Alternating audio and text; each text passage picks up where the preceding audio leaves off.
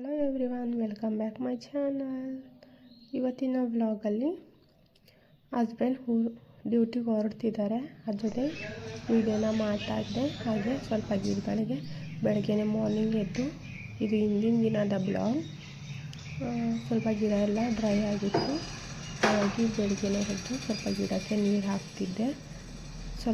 ಸ್ವಲ್ಪನೇ ಹಾಕ್ತೀನಿ, ದಿನ ಹಾಕಬೇಕು.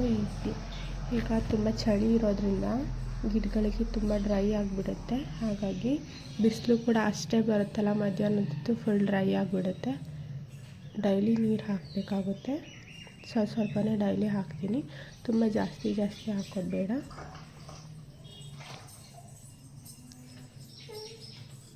ಮತ್ತು ಹ್ಯಾಂಗಿಂಗ್ ಪಾಟ್ಗಳಿಗೂ ಸ್ವಲ್ಪನೇ ಹಾಕ್ತೀನಿ.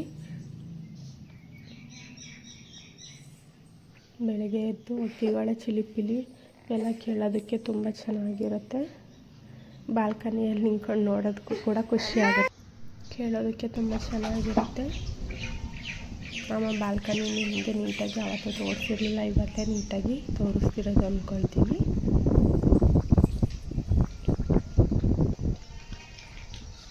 ಹಸ್ಬೆಂಡಿನೇ ಹೊರಡ್ತಾರೆ, ಹಾಗಾಗಿ ಫಸ್ಟೇ ಹಿಂದಿನ ದಿನ ಫುಲ್ ಎಲ್ಲ ರೆಡಿ ಮಾಡಿ ಇಟ್ಕೊಳ್ತಾರೆ.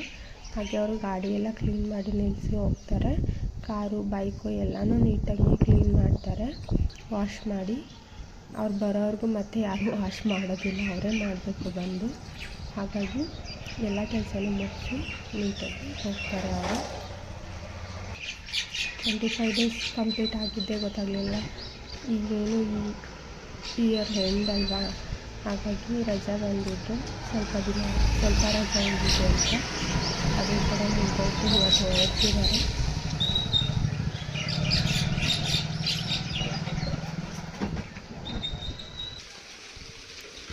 ನೋಡಿ, ಕಾರ್ ಕ್ಲೀನ್ ಮಾಡ್ತಿದ್ದಾರೆ ಆಲ್ರೆಡಿ.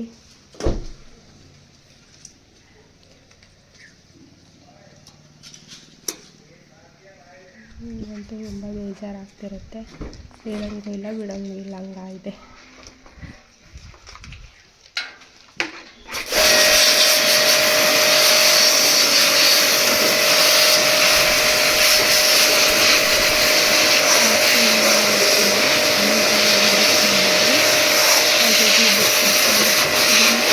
ಡಿಸ್ಕ್ರಿಪ್ಷನಲ್ಲಿ ಹಾಕಿರ್ತೀನಿ, ಚೆಕ್ ಮಾಡ್ಕೊಳ್ಳಿ.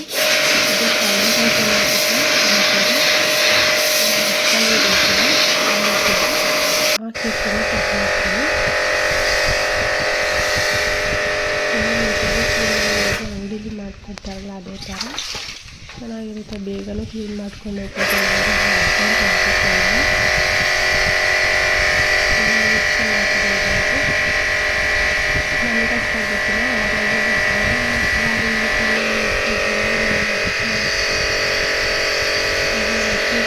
ಕಬಾಬ್ ಮಾಡು ಅಂತಿದ್ರು, ಹಾಗಾಗಿ ಹಲಸಿನಕಾಯಿ ಕೂಡ ತೊಗೊಂಬಂದಿದ್ರು.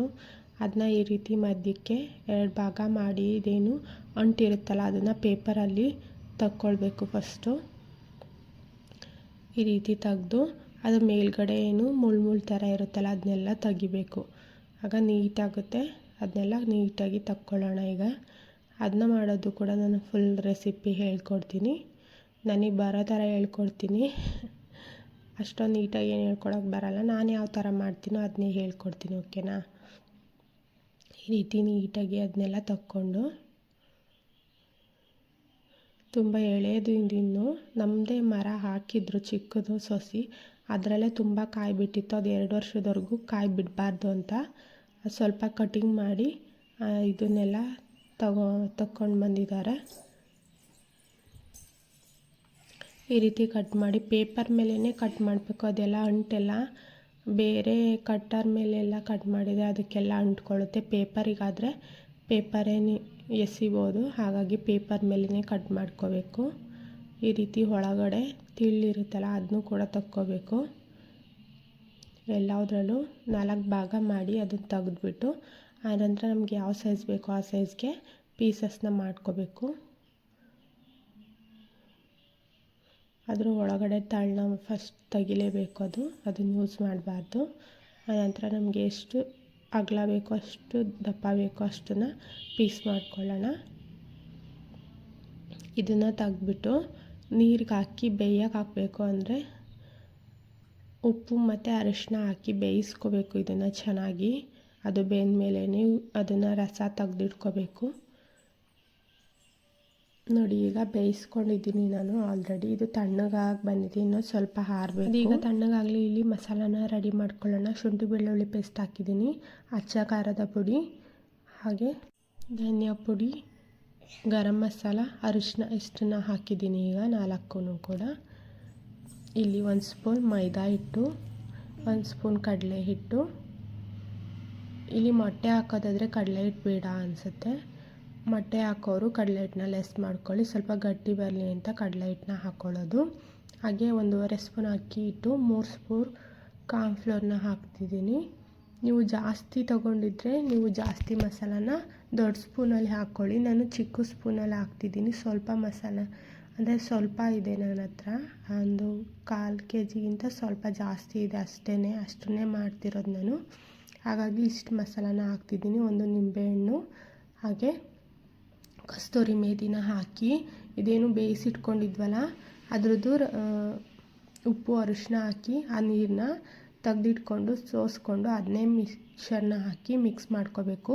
ಮೊಟ್ಟೆ ಹಾಕೋದಾದರೆ ಇದೇನು ನೀರು ಬೇಕಾಗೋದಿಲ್ಲ. ಮೊಟ್ಟೆ ಹಾಕದೇ ಇರೋರು ಈ ರೀತಿ ನೀರನ್ನ ತೆಗೆದಿಟ್ಕೊಂಡು ಸೋಸ್ಕೊಂಡು ಆ ನೀರನ್ನೇ ಕಲಸೋದಕ್ಕೆ ಯೂಸ್ ಮಾಡ್ಕೊಳ್ಳಿ. ಈ ರೀತಿ ಮಿಕ್ಸ್ ಮಾಡಿ ಒಂದು ಅರ್ಧ ಗಂಟೆ 20 ನಿಮಿಷ ತೆಗೆದಿಟ್ಕೊಳ್ಳಿ. ಆನಂತರ ಇದನ್ನು ಫ್ರೈ ಮಾಡ್ಬೋದು. ನಾನು ಕಲಸಿ ಸ್ವಲ್ಪ ತುಂಬ ಟೇಸ್ಟಿಯಾಗಿತ್ತು. ಫ್ರೈ ಮಾಡಿ ಎಲ್ಲ ಟೇಸ್ಟ್ ಮಾಡಿದರು. ನಾನು ಇನ್ನೂ ಸ್ವಲ್ಪ ಕರಿತಾ ಇದ್ದೆ. ಎಲ್ರಿಗೂ ಟೇಸ್ಟ್ ಮಾಡೋಕ್ಕೆ ಕೊಟ್ಟಿದ್ದೆ ಫಸ್ಟೇ. ಅವರು ಹೇಳಿದರು ಚೆನ್ನಾಗಿದೆ ಅಂತ. ಅದೀಗ ರೆಡಿಯಾಗಿದೆ. ಹಾಗೆ ಅವರಿಗೆ ತಗೊಂಡೋಗೋದಕ್ಕೆ ಅಂತ ಚಕ್ಲಿ ಗರ್ಜಿಕಾಯಿ ಮಾಡಿದ್ದು. ಅವರಿಗೆ ಸ್ವೀಟ್ ಇಷ್ಟ, ಹಾಗಾಗಿ ಒಂದು ಸ್ವೀಟು, ಹಾಗೆ ಒಂದು ಸ್ವಲ್ಪ ಖಾರನೂ ಇರಲಿ ಅಂತ ಚಕ್ಲಿ ಕೂಡ ಮಾಡಿದ್ದು.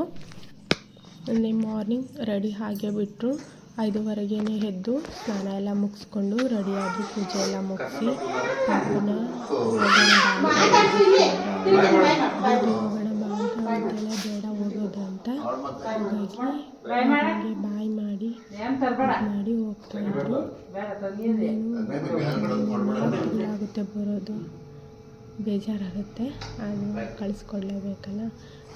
ಬಾಯ್ ಮಾಡಿ ಪ್ಯಾಕಿಂಗ್ ಎಲ್ಲ ಮುಗಿದಿತ್ತು. ಚಾರ್ಜರ್ ಮರ್ತುಬಿಟ್ಟಿದ್ರು, ಅದನ್ನ ಕೂಡ ತೆಗೆದಿಟ್ಕೊಳ್ತಿದ್ರು. ಅಪ್ಪ ಬಿಡೋಕೆ ಹೋಗ್ತಿದ್ರು, ಅಂದರೆ ಮಾವ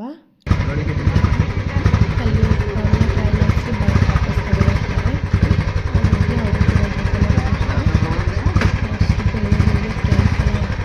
ಅಂತ ಇವರೇ ಮನೆಯವರೇ ಇರ್ತಾರಲ್ಲ ಬಿಟ್ಟು ಬರ್ತಾರೆ ಅಂತ ಹೇಳ್ತಿದ್ರು. ಪಾಪು ಕೂಡ ಬಾಯ್ ಮಾಡ್ತಿದ್ರು, ಕರ್ಕೊಂಡು ಹೋಗ್ತಾರೆ ಅಂತ ಹಿಂದೆಯಿಂದ ಹೋಗ್ತಿಲ್ಲ ಅವಳಂತೂ.